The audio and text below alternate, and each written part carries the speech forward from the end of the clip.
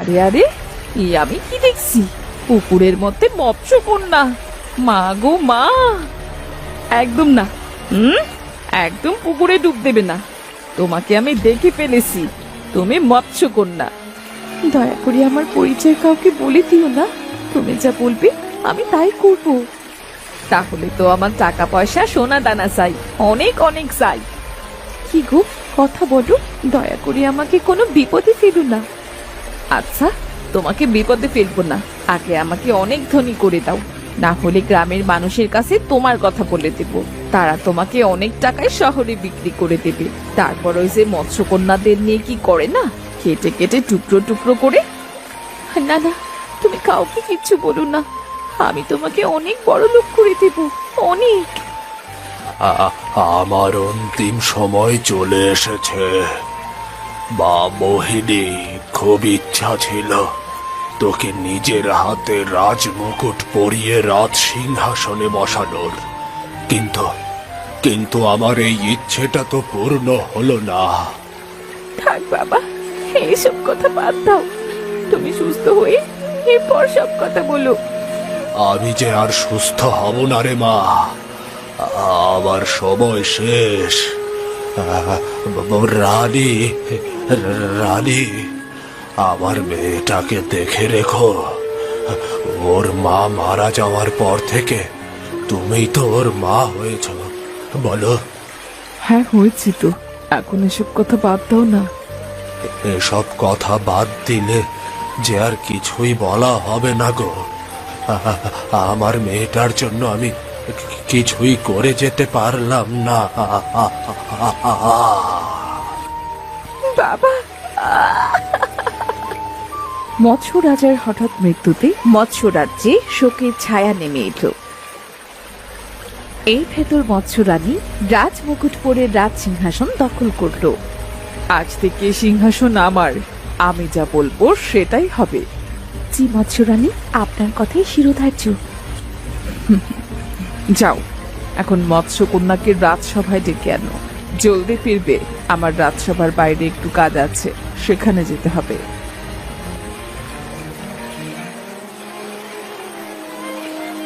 এ কি, আপনি কাঁদছেন কেন মৎস্যকন্যা? আপনার কি হয়েছে? কিছুই হয়নি আমার, আমার বাবার জন্য খুব খারাপ লাগছে মনটা। আমি বুঝতে পারছি আপনার মনের অবস্থা, কিন্তু এই সময় আমাদের কিছুই করার নেই। আপনাকে এক্ষুনি রাজসভায় একবার যেতে হবে। মৎস্য রানী আপনাকে জরুরি তলব করেছেন। হ্যাঁ চলো। মুকুট তোমার মাথায়? আমার মাথায়? এত অবাক হবার কি আছে? না, অবাক হচ্ছি না। তুমি আমার মা, সিংহাসনে তুমি বসাও যেটা, আমি বসাও সেটা। বলো মা, আমায় ডেকেছো কেন? মূর্খ একটা, তোর মা? আমাকে মা বলবি না। এতদিন তোর বাবার কথা রাখতে গিয়ে তোর সাথে মায়ের অভিনয়টা করতে হয়েছিল। কি বলছো কি মা? এইটাই সত্যি।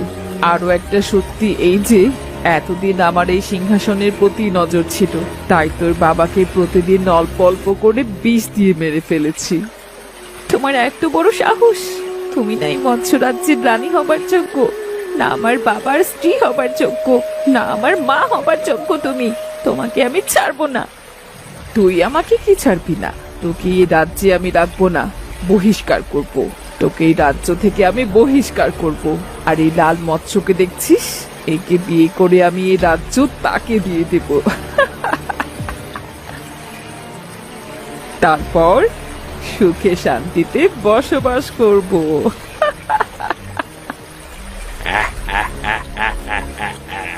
যাও মা, এই রাজ্য থেকে বিদায় হও, না হলে কিন্তু তোমারও প্রাণের ঝুঁকি আছে বলে দিলাম। আমি ভালো বলেই বললাম, অন্য কেউ হলে তোমার বাবার মতোই অবস্থা করত। না বাবা, বাবা দেখো, তোমার অনুপস্থিতিতে এরা আমার সাথে কি করছে। এই, তোরা কে কোথায় আছিস? এই আবর্জনাটাকে দূরে কোথাও ফেলে আয়। থাক থাক, আর আমাকে এভাবে বের করতে হবে না। এই রাজ্য থেকে আমি নিজে চলে যাচ্ছি। পাগল ভেবেছিস আমাকে? তোকে এইভাবে যেতে দেব? তোকে মেরে ওই দূরে কোথাও ফেলে আসবো। লাল মৎস্য, এখন ওইভাবে বসে আছো কেন? দেখাও তোমার কেরামতি। ভালো হবে না, তোমাদের কারো ভালো হবে না। একদিন না একদিন তোমরা এই শাস্তি নিশ্চয়ই পাবে। ক্রিং ক্রিং ছো।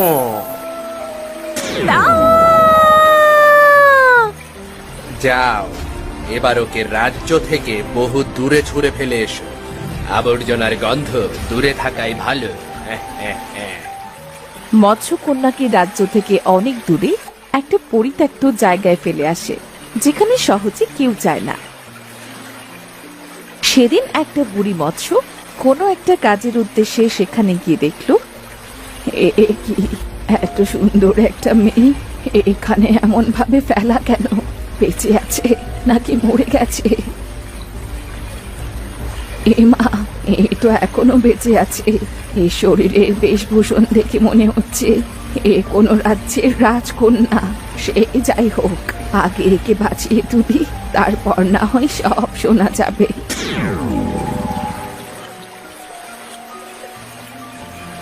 এর আগে একটু জড়িবুটি রস করে খাইয়ে দেখি, ওর জ্ঞান ফিরে কিনা।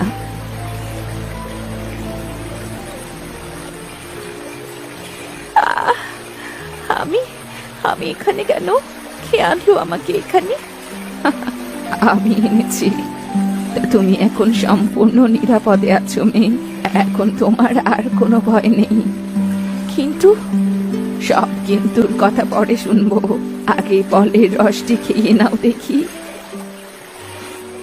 এরপর মৎস্যকন্যা বুড়িকে সব কথা খুলে বলল। সব শুনে বুড়ি বলল, এখন থেকে আর কোনো ভয় নেই মেয়ে। তুমি এখন থেকে আমার কাছেই থাকবে, ঘুরবে ফিরবে, আনন্দ করে বেড়াবে। তোমার মতো আমারও একটা মেয়ে আছে, এক্ষুনি চলে আসবে। মা, ওমা, আমাকে এবার খেতে দাও তো, আমার যে খুব খেতে পেয়েছে। ওমা, এ আবার কি? এটা তোর আরেকটা বোন, বিপদে পড়ে আমার এখানে এসেছে। বিপদ? ও তাই বলো, আজ থেকে তোমার কোনো চিন্তা নেই। আজ থেকে আমরা দু বোন। মায়ের মতো দেখছি তুমিও খুব ভালো। আমার ভাগ্য খুবই ভালো যে আমার এই দুঃসময়ে এমন একটা পরিবার পেয়েছি। দিন যতই যেতে থাকে, মায়া মৎস্য ও মৎস্যকন্যা একসাথে বিভিন্ন জায়গায় মনের আনন্দে ঘুরে বেড়ায়। একদিন মৎস্যকন্যা মায়াকে বলল, মায়া, আমার জলের নিচে আর ভালো লাগছে না, চলো না মায়া, আজ একটু উপরের দিকে যাই। না না, উপরে গেলে মানুষ তো আমাকে দেখে ফেলবে। মানুষ যদি আমাদের দেখে ফেলে তাহলে তো সর্বনাশ হয়ে যাবে। কিচ্ছু হবে না, চলো না মায়া। আচ্ছা বলছিস যখন, চল, তোকে পৃথিবীটা দেখিয়ে আনি। তারা জলের উপর উঠে এসে দেখলো চারদিকে খুব সুন্দর পরিবেশ। আশপাশে কেউ নেই। নদীর উপর বড় একটা মাঠ, চারিদিকে সুন্দর গাছগাছালি। গাছের নিচে বসে একটা রাখাল আপন মনে বাঁশির সুর তুলে চলেছে। কিরে, তোর আবার কি হলো? তাড়াতাড়ি চল এখান থেকে, সবকিছুই তো দেখলি। তারা না আর একটু, এই বাঁশির সুর শুনি। আমার যে খুব ভালো লাগছে এই বাঁশির সুর। আর একটু না, মা শুনতে পেলে খুব রাগ করবে। চল আজ। সেদিনকার মতো তারা সেখান থেকে চলে যায়। এইভাবে রোজ রোজ মৎস্যকন্যা নদীর উপর এসে লুকিয়ে লুকিয়ে রাখালের মন মাতানো বাঁশির সুর শুনে। এমনই একদিন রোজ রোজ এই মেয়েটা এখানে এসে লুকিয়ে আমার বাঁশি বাজানো শোনে। কে এই মেয়ে? দাঁড়াও দাঁড়াও, ভয় পেও না, যেও না। কে তুমি?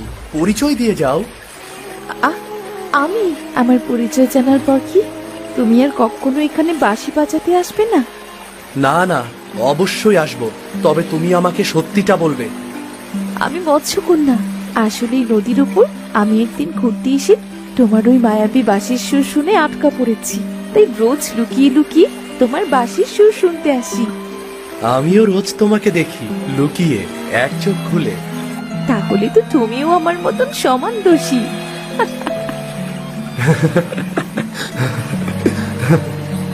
সেদিন কথার ছলে তাদের বন্ধুত্ব হলো। বেশ কিছু সময় তারা গল্প করলো। পরের দিন, তোরা একটু তাড়াতাড়ি খেয়ে নে, আজ আমি একটু আমার মাসির বাড়ি যাব। হ্যাঁ মা, দাও। আমি আর মৎস্যকন্যাও ঘুরতে বেরোবো। কি রে, কি ভাবছিস মেয়ে? এইভাবে মিটি মিটি হাসছিস কেন? না না, কিচ্ছু না। মায়া, নেই, তাড়াতাড়ি খেয়ে নে। ইস, বড্ড যে খিদে পেয়েছে। সেদিন মৎস্যকন্যা আবারও নদীর ওপর উঠে এলো, কিন্তু রাখালকে দেখতে পেল না। সে অনেক সময় পর্যন্ত অপেক্ষা করলো, কিন্তু রাখাল এলো না। রাখাল কি আমার ওপর রাগ করলো? ও কি আর কখনো এখানে আসবে না? না না, ও আসবে, নিশ্চয়ই কাল আসবে। এভাবে 2-3 দিন ধরে মৎস্যকন্যা রাখালের অপেক্ষা করলো, কিন্তু রাখাল ফিরে এলো না। এদিকে চিন্তায় না খেয়ে খেয়ে মৎস্যকন্যা অনেক ভেঙে পড়লো। তোর কি হয়েছে মা? বলবি আমাকে? খাওয়া দাওয়া তো সব ছেড়ে দিয়েছিস, তুই কি তোর রাজ্য নিয়ে চিন্তিত? না না মা, আমি রাজ্য নিয়ে কখনো ভাবি না। কিন্তু কিন্তু কি, খুলে বল তো মা। আমি পৃথিবীতে যেতে চাই মা। পৃথিবীর একটা ছেলেকে আমি খুব ভালোবেসে ফেলেছি, আমি তার কাছেই যেতে চাই। আয় হায়, কি বলছিস কি এটা? মানুষেরা কখনো ভালো হয় না, ওরা অত্যন্ত লোভী হয়। ওখানে গেলে তুই নির্ঘাত মারা পড়বি। মা, আমি একটিবারেই পৃথিবীতে যেতে চাই, তুমি আমায় আশীর্বাদ করো মা। তুই যে মৎস্যকন্যা, এই রূপে তুই কি করে যাবি সেখানে? আমি মানুষের রূপ নিতে পারবো মা। বাবা আমাকে একটা মন্ত্র শিখিয়েছিল, সেই মন্ত্র পাঠ করে আমি মানুষের রূপ নেব। কিন্তু আমার জানা মতে সেই মন্ত্র পাঠ করে তুই বেশি সময় মানুষ রূপে থাকতে পারবি না। সে না পারি না পারবো, তার ভেতর একটিবার ওই ছেলেটিকে আমি চোখের দেখা দেখতে চাই মা। ছেলেটিকে চোখের দেখা দেখতে চাই। তুই যখন যেতে চাস আমি তোকে আটকাবো না। তুই যা ভালো বুঝিস তাই কর, আর নিজের প্রতি খেয়াল রাখিস। তোকে খুব মনে পড়বে বোন, তোকেও আমার খুব মনে পড়বে। আমি এখন আসি রে, খুব তাড়াতাড়ি ফিরবো আমি।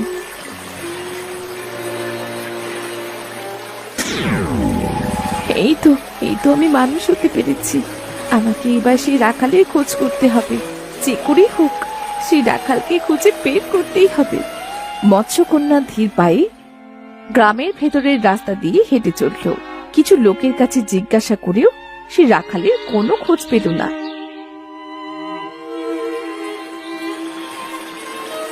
তবে কি তার আর কোনো খোঁজ পাবো না? আমিও এমন শরীরে আর বেশি সময় থাকতে পারবো না।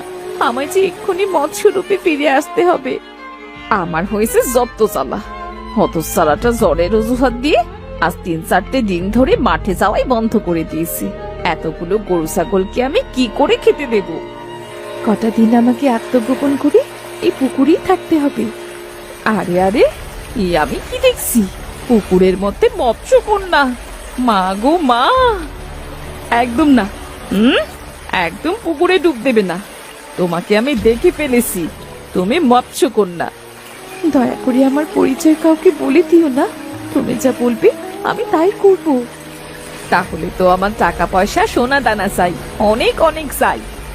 কি গো, কথা বলো, দয়া করে আমাকে কোনো বিপদে ফেলো না। আচ্ছা, তোমাকে বিপদে ফেলবো না, আগে আমাকে অনেক ধনী করে দাও, না হলে গ্রামের মানুষের কাছে তোমার কথা বলে দেব। তারা তোমাকে অনেক টাকায় শহরে বিক্রি করে দেবে। তারপর ওই যে মৎস্যকন্যাদের নিয়ে কি করে না, কেটে কেটে টুকরো টুকরো করে। না না, তুমি কাউকে কিচ্ছু বলো না। আমি তোমাকে অনেক বড় লোক করে দেব, অনেক। এরপর মৎস্যকন্যা তার জাদু শক্তি দ্বারা রমাকে এক কলস সোনার মোহর দিল। আশা করি তুমি অনেক ধনী হয়ে যাবে। হব কিনা তা তো বলতে পারছি না, তবে খুব শীঘ্রই আবার ফিরে আসবো। তোমাকে দিয়ে কোনো বিশ্বাস নেই, যদি এই পুকুর থেকে পালিয়ে যাও। আমি চাইলেও 3 দিনের ভেতর এই পুকুর থেকে যেতে পারবো না। 3 দিন পর আবার আমি মানুষের রূপ নিতে পারবো। ঠিক আছে, এই 3 দিন রোজ তোমার সাথে দেখা হবে। আজ আসি তবে। রাখাল নামের সেই ছেলেটি গাছের আড়াল থেকে সব দেখছিল। তার মা চলে যাবার পর সে মৎস্যকন্যার কাছে এলো। মৎস্যকন্যা, তুমি তুমি এই পুকুরে কি করছো?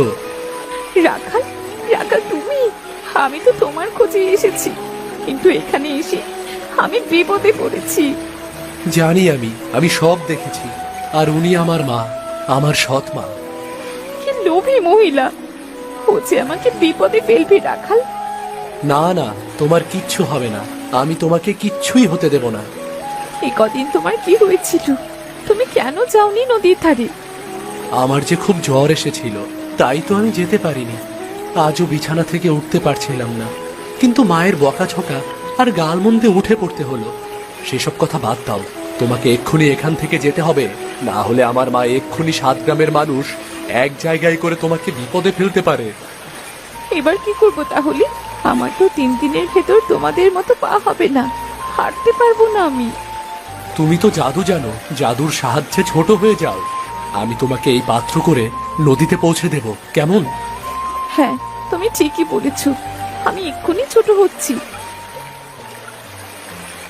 এবার নিশ্চিন্তে চলো। এইদিকে রমা আশপাশের অনেকের সাথে মৎস্যকন্যার কথা বলল। কথাটি খুব দ্রুত পাঁচকান ছড়িয়ে পড়ল, আর দলে দলে লোক সেই পুকুরে ভিড় জমাতে লাগলো। এই তো এই পুকুরেই আছে সেই মৎস্যকন্যা। দাঁড়াও, আমি এক্ষুনি তোমাদের দেখাচ্ছি। এই মৎস্যকন্যা, তাড়াতাড়ি পুকুরের নিচ থেকে বেরিয়ে আয়, না হলে কিন্তু জাল ফেলে তোকে ধরে আনবো। কিরে, কথা কানে যায় না? ধুর, এই সব গুজব শুনে কেন যে এলাম এখানে। মৎস্যকন্যা আসবে পুকুরে? খেয়ে দে তো কোনো আর কাজ নেই মৎস্যকন্যার, তাই না? হ্যাঁ, আমি সত্যি বলছি। এই রতন, তাড়াতাড়ি জাল ফেলতো পুকুরে, সবাইকে দেখিয়ে দে আমি সত্যি বলছি না মিথ্যা। হতস্যারিটাকে যদি একটিবার ধরতে পারি না, তবে মজা দেখাবো। মা, আমি গরুকে জল খাওয়াতে যাচ্ছি। গরুগুলো খুব ডাকাডাকি করছে, তুমি ওসব বাদ দাও, বাড়ি ফিরে যাও। এই এই সবাই যাও যাও যাও তো, যে যার বাড়ি ফিরে যাও। এই গাল কাটা মহিলাটা তো এমনই, শুধু শুধু কাজকর্ম ফেলে ছুটে এলাম এখানে। হতস্যারি মৎস্যকন্যা সবার কাছে আমাকে এমন ছোট করে পালিয়ে গেল না। ওকে এভাবে হাতছাড়া করা আমার একদম উচিত হয়নি। ভাগ্যিস তুমি সময় মতো এসে পড়েছিলে, না হলে আমার যে আজ কি হতো।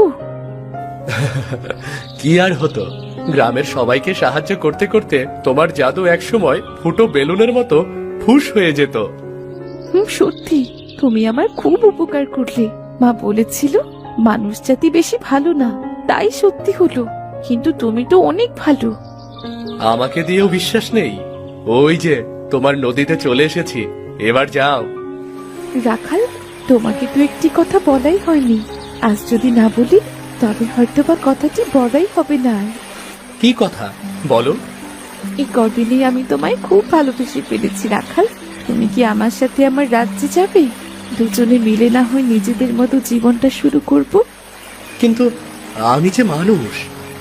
আমি তোমাকে আমার জাদু দ্বারা আমার মতো করে দেব, যাতে তুমি। তা গেলে তো মন্দ হয় না। এমনিতেও এখানে আমার আপন বলতে কেউ নেই। আমারও আপন বলতে কেউ নেই, তবে আজ থেকে অতি আপন বলতে কাউকে পেলাম। আজ যে আমার অনেক আনন্দের দিন, অনেক আনন্দের দিন।